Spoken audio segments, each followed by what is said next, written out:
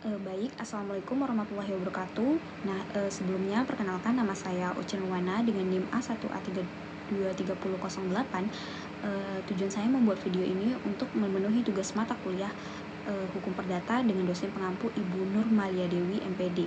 Yang dimana di sini saya akan menalisis dua jurnal ilmiah yang berkaitan dengan hukum perdata serta kasus-kasusnya. Baiklah, sekian, selamat menyaksikan. Adapun judul jurnal pertama yaitu penerapan hukum perdata dalam penyelesaian sengketa properti di Medan, studi kasusnya Pengadilan Negeri Medan. Nah, di mana kita akan membahas analisis hukum perdata terkait sengketa properti berdasarkan hasil penelitian yang dilakukan di Pengadilan Negeri Medan. Nah, sengketa properti ini merupakan salah satu permasalahan yang kerap terjadi di masyarakat, terutama karena adanya perbedaan interpretasi kontrak, tumpang tindih kepemilikan, dan wanprestasi dalam perjanjian jual beli atau sewa menyewa.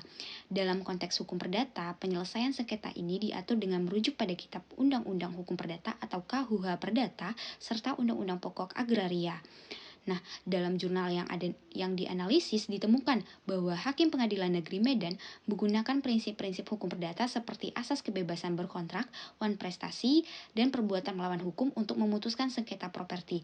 Namun proses litigasi yang berlangsung cenderung lama dan memakan biaya besar yang menjadi kendala bagi para pihak.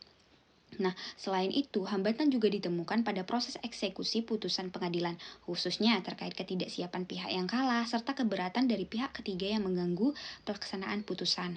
Nah, dari sudut pandang hukum perdata, upaya penyelesaian sengketa ini memerlukan asas kepastian hukum yang kuat, sehingga administrasi pertanahan perlu ditertibkan dengan baik agar tidak terjadi tumpang tindih sertifikat. Upaya alternatif seperti mediasi dan arbitrase juga sangat dianjurkan agar penyelesaian sengketa dapat lebih cepat dan biaya lebih efisien. Nah, edukasi hukum kepada masyarakat juga sangat penting agar mereka memahami hak dan kewajiban dalam transaksi properti sehingga mampu mencegah terjadinya sengketa. Sebagai kesimpulan, penerapan hukum perdata dalam penyelesaian sengketa properti di Medan sudah mengikuti prosedur dan aturan yang berlaku. Namun, masih terdapat kendala teknis dan administratif yang perlu diperbaiki agar tercipta keadilan dan kepastian hukum yang lebih baik. Nah, demikian analisis singkat ini, semoga bermanfaat dan menambah wawasan kita semua.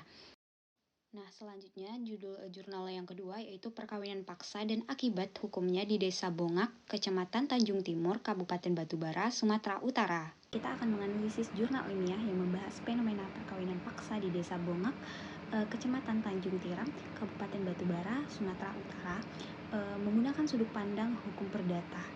Nah, yang dimana penelitian ini dilakukan dengan metode kualitatif dan pendekatan yuridis sosiologis, di mana data primer diperoleh langsung dari masyarakat dan aparatur desa. Sementara data sekundernya bersumber dari dokumen dan literatur terkait. Nah, analisis ini dilakukan secara deskriptif analitis berdasarkan kondisi nyata yang ada di lapangan. Nah, hasil penelitian ini mengungkapkan sejumlah faktor penyebab perkawinan paksa, yaitu yang pertama ada faktor keluarga, yang dimana faktor keluarga ini merupakan penyebab paling dominan. Keluarga memberikan tekanan terutama untuk mempererat tali silaturahmi antar keluarga. Meskipun ada unsur paksaan, kedua pihak keluarga biasanya telah meminta persetujuan kepada masing-masing pasangan untuk dijodohkan. Yang kedua itu faktor ekonomi, yang dimana ini melibatkan masalah utang piutang dan beban ekonomi keluarga. Perkawinan paksa ini dilakukan untuk meringankan beban ekonomi keluarga.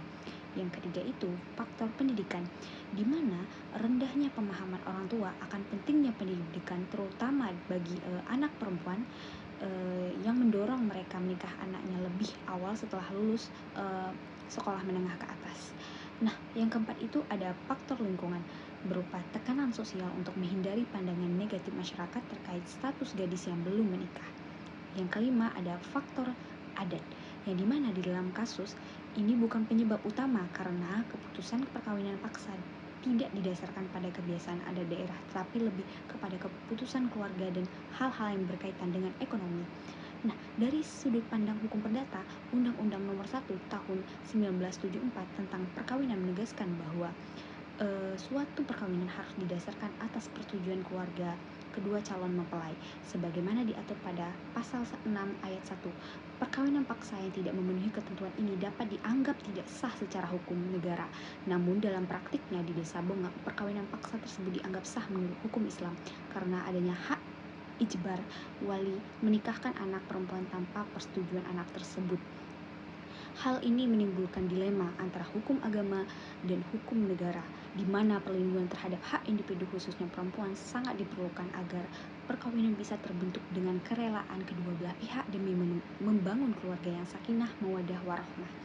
Nah, demikianlah analisis singkat tentang perkawinan paksa dari perspektif hukum perdata dan konteks sosialnya di Desa Bongak. Semoga pemahaman ini dapat mendorong semakin kuatnya perlindungan hukum bagi hak asasi manusia dalam pernikahan. Saya akhiri, wassalamualaikum warahmatullahi wabarakatuh.